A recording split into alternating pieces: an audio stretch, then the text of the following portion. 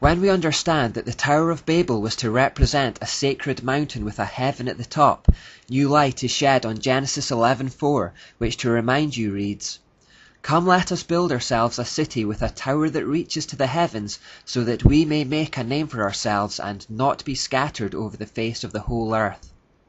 When the Bible describes the Tower of Babel as reaching to the heavens, this is often misconstrued as being a reference only to its physical height. The tower would undoubtedly have been the tallest building in the world at that point, but the Babylonians were not attempting to build some kind of structure that would literally reach into outer space. The Bible is simply confirming that it was a temple dedicated to the worship of Nimrod and Semiramis as part of a new satanic religious system. The temple or throne room at the peak of the tower may have been adorned with depictions of the zodiac, but we're talking about a metaphorical heaven rather than a physical one. It was heaven only inasmuch as it was the mountain where the gods of Nimrod and Semiramis sat.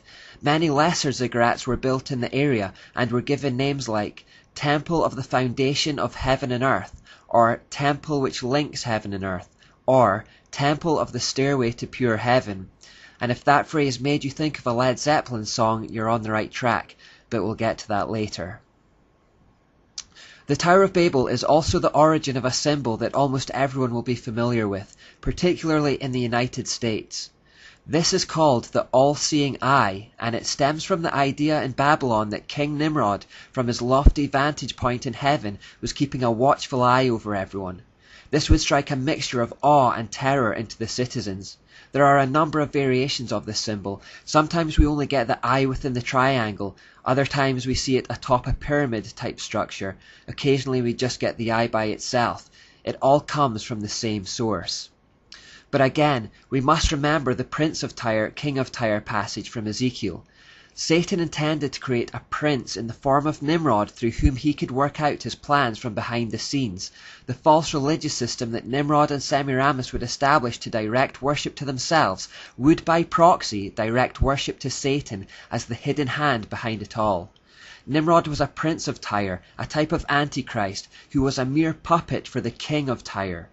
Therefore, when you see the all-seeing eye, you are not looking at the eye of Nimrod, but the eye of Lucifer or Satan.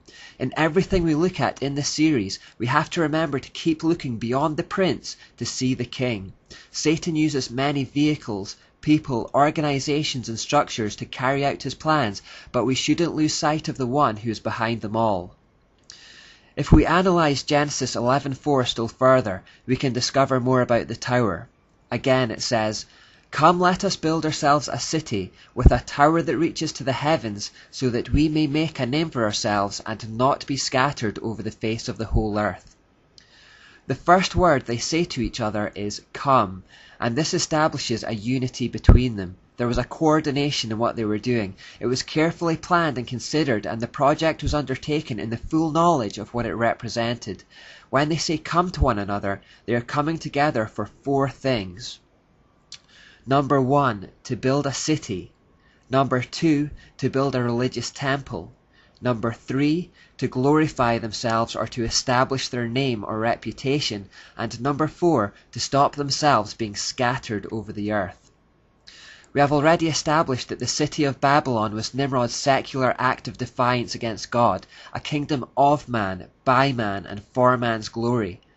We have also already seen that the location is especially significant, as it was built on or near the location of the Garden of Eden, signifying an attempt to return there to create a new Eden, a new humanistic or satanic paradise, separate from God. We have also already established that the tower was a religious temple built in the shape of a sacred mountain from where Nimrod could rule his domain. This brings us to point 3, their intention to make a name for themselves. The English translation again partially masks the true meaning of these words. According to Roger Christopherson, the Hebrew text, "let us make a great name," reads, "let us provide our own salvation." In other words, people were attempting to work their way to salvation independently of God. This is the mark of every false religion, the idea that you can provide for or work your way towards glory by your own efforts. Christianity is the only religion whose adherents realize their need for a Savior and their total dependence on Him for salvation. Fourthly and finally, we also read that they were trying to stop from being scattered over the earth. This may appear to be a harmless desire that we should feel sympathy towards, but remember that God's original command to Adam and Eve, which he had reiterated to Noah after the flood, was to multiply and fill the earth. I believe God at least partly gave this command because spreading and diversifying would militate against what Satan was trying to achieve, unity under his false religious system. When the people chose to come together in one location under one system of governance, that was itself an act of rebellion against God, especially since that location was back at Eden, from where man had been expelled. We now need to explore the Babylonian religion of the Tower in a little more depth.